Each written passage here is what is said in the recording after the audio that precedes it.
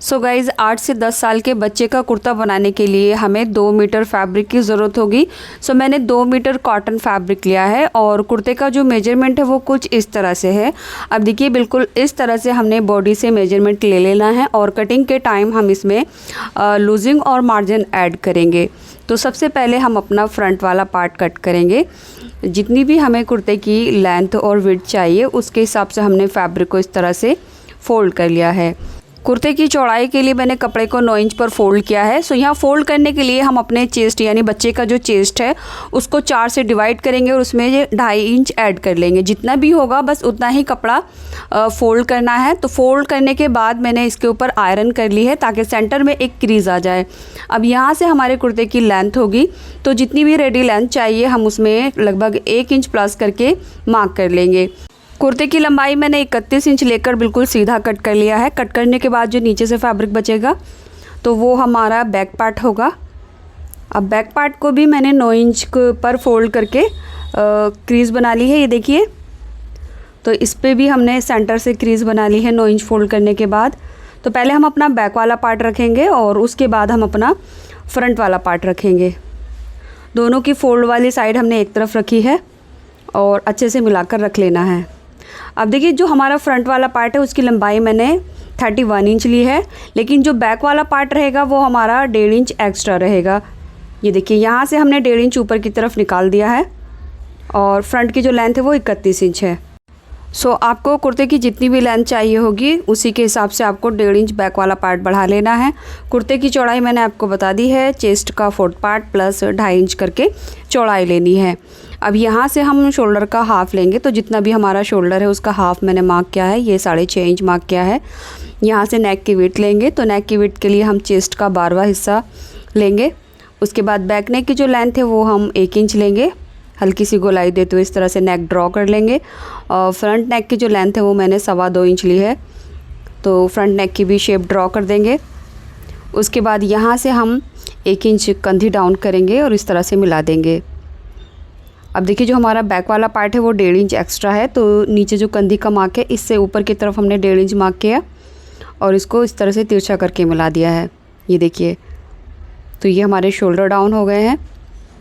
इसके बाद हमने आर्म होल की लेंथ लेनी है। तो इस मार्क से ऊपर की तरफ हम आधा इंच निकाल देंगे। आर्म होल की लेंथ हम 5.5 इंच ले रहे हैं, तो पहले 5.5 इंच पर सीधा मार्क करेंगे आगे की तरफ, उसके बाद ऊपर मिला देंगे। अब देखिए हमने अपने चेस्ट की मार्किंग करनी है, तो चेस्ट का 4th पार्ट प्लस 1.25 इंच लेकर हम लूजिंग ऐड कर देंगे। तो मैं यहाँ पर 7.5 इंच पर फिटिंग लगा रही हूँ। पीछे की तरफ 1.25 इंच मार्क करेंगे और इस मार्क को सीधा मिला देंगे। तो इस वाले मार्क से फ्रंट आर्म होल की शेप देंगे। ये देखिए पहले हमने बैक आर्म होल की शेप देनी है आगे की तरफ और फिर हम फ्रंट आर्म होल की शेप देंगे इस तरह से। अब साइड की लेंथ लेने के लिए पहले जो वेस्ट लाइन है वो हमारी 6 इंच पर आएगी। हिप लाइन हम 11 इंच पर बनाएंगे। हिप की फिटिंग के लिए हम बॉडी से लिए हुए मेजरमेंट को 4 से डिवाइड करेंगे और उसमें 1.25 इंच ऐड कर देंगे। जितना भी आएगा वो हमारी फिटिंग का रहेगा। तो यहाँ पर मैं 7.25 इंच पर मार्क कर रही हूँ।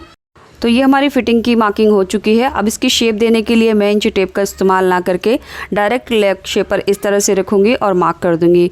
तो यहाँ पर हमने वेस्ट लाइन की फिटिंग का मार्क नहीं किया था। सो जितनी भी हमें चाहिए थी वो ऑटोमेटिकली आ गई है। देखिए हिप और चेस्ट के अकॉर्डिंग जो भी हमारी फिटिंग है वो प्रॉपर वेस्ट के हिसाब से आ गई है। अब जितना भी हमारा हिप लाइन है उतना ही हमने दामन लेकर मार्क कर देना है। ये मार्क बिल्कुल सीधा रहेगा। ये हमारे स्लिट के मार्क हैं। कुर्ते में पॉकेट किस तरह से लगाना है वो हम आगे वीडियो में देखेंगे।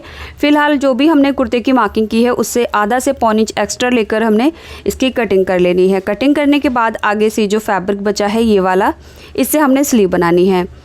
अब देखिए जो हमारे मार्क है ये हिप लाइन है, यहाँ पर हमने नॉचेस लगा लेने हैं। दामन में जितना फोल्ड होगा उसके भी छोटे से नॉचेस लगा लेने हैं। इस तरह से हमारी कटिंग हो चुकी है। अब फ्रंट का जो आर्म होल है उसमें हम एक्स्ट्रा कटिंग कर लेंगे। तो ये जो हमने एक्स्ट्रा मार्किंग की थी अंदर की तरफ 1.25 इंच का दबाव लेते हुए यहाँ से हमने इसकी कटिंग कर ली है। कुर्ते की कटिंग ऑलमोस्ट कंप्लीट हो चुकी है। फ्रंट में जो प्लैकेट आएगा उसकी कटिंग हम बाद में करेंगे। सबसे पहले हम स्लीव कट कर लेते हैं। ये जो बचा हुआ फैब्रिक है इसको हमने डबल कर लिया है, उसके बाद इसको 4 फोल्ड कर लेंगे। तो जो स्लीव की लेंथ है वो हम बंद वाली साइड से लेंगे। ये देखिए इस तरह से कपड़े को अच्छे से सेट कर लेना है। स्लीव की लेंथ मैं 18 इंच ले रही हूँ। सो यहाँ पर लगभग हमारी जो स्लीव की लेंथ है वो 16.5 इंच पर तैयार हो जाएगी। लेंथ वाले मार्क को हमने सीधा कर देना है। अब आर्म होल की जो लेंथ है वो यहाँ से 8 इंच है, थोड़ी सी ज़्यादा है, बाद में हम इसको कट कर देंगे। तो नीचे से मैंने 2.5 इंच लिया है और ऊपर से भी 2.5 इंच लेकर आर्म होल की शेप देंगे। स्लीव ओपनिंग के लिए मैं यहाँ पर 5.5 इंच ले रही हूँ, तो इसको सीधा मार्क कर देंगे। इस तरह से हमारी जो स्लीव है वो मार्किंग हो जाएंगी। आप ये मार्क डायरेक्ट इंची टेप रख कर भी कर सकते हैं। अब इसकी हमने कटिंग कर लेनी है। सो गाइस, वीडियो में कोई ऐसी बात जो आपको अच्छे से समझ नहीं आई है या मैं आपको अच्छे से नहीं समझा पाई हूँ तो आप कमेंट करके पूछ सकते हैं। और वीडियो पसंद आए तो प्लीज़ लाइक करके शेयर ज़रूर कर दें। और चैनल सब्सक्राइब नहीं किया तो चैनल भी सब्सक्राइब कर लीजिए। तो लीजिए, ये हमारी जो स्लीव है वो कट हो चुकी है। जितना भी हमने लेंथ में एक्स्ट्रा लिया है मोरी में फ़ोल्ड करने के लिए, यहाँ पर भी हमने छोटे से नॉचेस लगा लेने हैं। फ्रंट आर्म होल की जो एक्स्ट्रा कटिंग है वो भी कर लेंगे।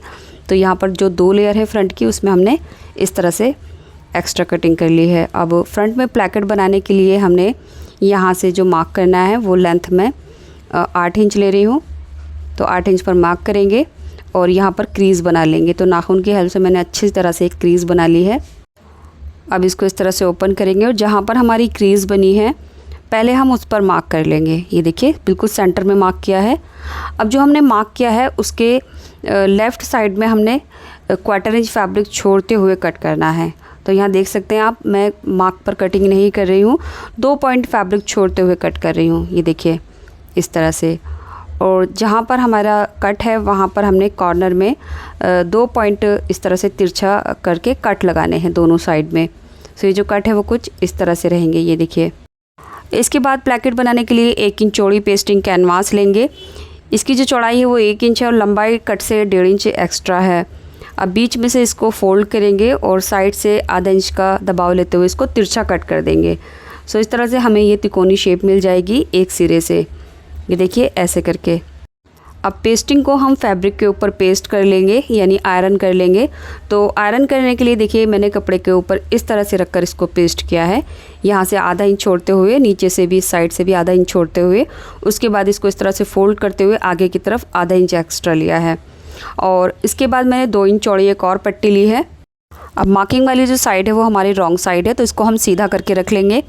सीधा रखने के बाद अब हमने सबसे पहले जिधर हमने 2 पॉइंट एक्स्ट्रा छोड़ा है वहाँ पर हम फैब्रिक पट्टी लगाएंगे। तो फैब्रिक पट्टी हमने सीधी साइड से लगानी है इस तरह से, और यहाँ पर हम एक पैर का दबाव लेते हुए सिलाई कर देंगे। तो ये सिलाई जो है जहाँ हमने तिरछा कट लगाया है वहाँ तक आएगी। उसके बाद हमने पेस्टिंग जो कैनवास वाला पार्ट है वो लेना है और वो नीचे से रख कर सिलना है। यहाँ भी जो सिलाई है वो एक पैर रहेगी। दोनों साइड की जो सिलाइयाँ हैं वो सिर्फ कट तक ही आएंगी। इसके बाद देखिए ये जो फैब्रिक पट्टी है इसको नाखून की हेल्प से हमने अच्छे से क्रीज़ बना लेनी है और पट्टी को रॉन्ग साइड में 1.25 इंच आगे की तरफ निकालते हुए पलट देना है और सिलाई लगा देनी है। तो ये पट्टी रॉन्ग साइड में चली जाएगी। उसके बाद जो कैनवास वाली हमारे प्लैकेट है वो फ्रंट में इस तरह से आएगा। ये देखिए यहाँ से इस तरह से। अब इसके किनारे पर भी हमने सिलाई लगा लेनी है और यहाँ लाकर हमें इसको पक्का कर देना है जहाँ तक हमारा कट है। तो ये देख सकते हैं आप, पट्टी को हमने रॉन्ग साइड में टर्न कर दिया और जो हमारा कैनवास वाला प्लैकेट है वो सीधी तरफ आकर सेट हो गया है। सो इस तरह से यहाँ पर भी हमने सिलाई कर दी है और ये इतना ओपन रहेगा। इसके बाद कंधी जॉइन करने के लिए हम बैक वाला पार्ट सीधी साइड ऊपर रखेंगे और उसके ऊपर फ्रंट वाला पार्ट रखेंगे। दोनों की सीधी साइड अंदर रहेगी। उसके बाद कंधी जॉइन कर देंगे। कंधी जॉइन करने के बाद ये देख सकते हैं आप, अब जो प्लैकेट वाली साइड है वो एक दूसरे के बराबर में इस तरह से पकड़ेंगे, यानी जो नेक है वो हमारा हाफ में फोल्ड हो जाएगा। अब यहाँ से मिलाते हुए पकड़ते हुए हमने इसकी गोलाई लेनी है। तो बैन लगाने के लिए हम इसकी गोलाई लेंगे। यहाँ पर जो बैन की लंबाई है वो मेरी 7 इंच आई है। उसके लिए हम पेस्टिंग कैनवास लेंगे। पेस्टिंग कैनवास की चौड़ाई 1.5 इंच है और लंबाई 7 इंच है। ये देखिए, इसकी कॉलर की जो लंबाई थी वो 7 इंच थी, तो यहाँ से हमने इसकी लंबाई 7 इंच ली है और इसकी चौड़ाई 1.5 इंच है। अब नीचे से लगभग 1.25 इंच ऊपर की तरफ गोलाई देते हुए हमने कॉलर की शेप इस तरह से ड्रॉ कर ली है। बिल्कुल सिंपल कॉलर है, बस यहाँ ऊपर की साइड से हमने हल्की सी गोलाई दी है और नीचे से भी थोड़ा सा कर्व शेप में ड्रॉ कर दिया है। तो ये देख सकते हैं आप, कॉलर हमारी इस तरह से कट हो चुकी है। अब इसको हम फैब्रिक के ऊपर पेस्ट कर लेंगे। इस साइड से आधा इंच फैब्रिक छोड़ते हुए हमने कॉलर को आयरन करके पेस्ट कर लिया है। अब नीचे भी इसके बराबर फैब्रिक लेकर हम सिलाई कर लेंगे। सिलाई करने के बाद ये देख सकते हैं जो एक्स्ट्रा फैब्रिक था वो आधा इंच छोड़ते हुए हमने कट कर लिया है। अब इसको नेक के साथ अटैच करने के लिए हमने यहाँ से स्टार्ट करना है और जो दोनों के सेंटर हैं वो एक दूसरे के सामने रहेंगे। सिंपली अब हम इसको सिलाई के साथ अटैच कर देंगे इस तरह से। ये देख सकते हैं आप, कॉलर हमारी बिल्कुल बराबर है। अब सीधी साइड में इस तरह से पलटते हुए हमने सिलाई लगा देनी है। जितना एक्स्ट्रा फैब्रिक और धागे हैं वो इसके अंदर आ जाएंगे और किनारे किनारे पर सिलाई लगा देंगे। तो लीजिए हमने यहाँ नीचे से सिलाई लगा दी है और इसी के साथ ऊपर की तरफ भी एक सिलाई लगा दी है। अगर इस वीडियो में आपको कोई कन्फ्यूज़न रह गया है तो आप मेरे चैनल पर जाकर छोटे बच्चों के कुर्ते पजामे की और कटिंग स्टिचिंग वीडियो देख सकते हैं, जहाँ पर मैंने काफ़ी डिटेल में बताया है। सो इस तरह से ये हमारी सिंपल कॉलर लग चुकी है। अब हमने इसकी फ़िटिंग लगा लेनी है। तो फिटिंग लगाने के लिए कुर्ते को रॉन्ग साइड में टर्न करेंगे। जो हमारी मार्किंग है वो हमने दूसरी साइड में भी ट्रेस कर लेनी है। सो गाइस, जितना भी हमने मार्जिन आगे की तरफ लिया है उसको कवर करते हुए हम दोनों साइड से फिटिंग लगा लेंगे। फिटिंग लगाने के बाद इसके जो चाक दामन है वो भी हम 1/4 इंच डबल फोल्ड कर लेंगे। ये देखिए फिटिंग हमने साइड से लगा ली है और इसके जो चाक दामन है वो भी हमने फ़ोल्ड कर लिए हैं। अब बाद में हम इसमें स्लीव लगाएंगे। तो स्लीव जो हमने कट की थी उसकी जो मोरी थी वो फ़ोल्ड कर ली है और फ़ोल्ड करने के बाद उसमें भी हमने फ़िटिंग लगा ली है। तो अक्सर मैं फ़िटिंग लगाने के बाद ही स्लीव लगाती हूँ। आप चाहें तो कंधी जॉइन करने के बाद स्लीव लगा लीजिए और उसके बाद इसकी फ़िटिंग कर लीजिए। स्लीव के आर्म होल की जो फिटिंग है वो कुर्ते के आर्म होल के बिल्कुल बराबर होनी चाहिए, ताकि जब हम इसको एक दूसरे के साथ जॉइन करें तो कुछ भी छोटा बड़ा ना हो। तो इस तरह से दोनों स्लीव को मैंने कुर्ते में लगा लिया है। अब जो लास्ट है इसका प्लैकेट में काज बटन, तो काज बटन मैं फैक्ट्री से कराऊंगी। ऊपर वाले पार्ट में हमारे काज आएंगे और नीचे हमारे बटन आएंगे। अब बात करते हैं इस कुर्ते में पॉकेट की। तो मैंने यहाँ पर पॉकेट जो है वो स्किप कर दी है, बट अगर आप इस कुर्ते में पॉकेट लगाना चाहते हैं तो उसकी वीडियो आपको मेरे चैनल पर मिल जाएगी, या फिर वीडियो देखते देखते आप यहाँ तक आ गए हैं तो यहाँ एंड स्क्रीन पर मैं लिंक दे रही हूँ, उसे क्लिक करके आप पॉकेट लगाना सीख सकते हैं।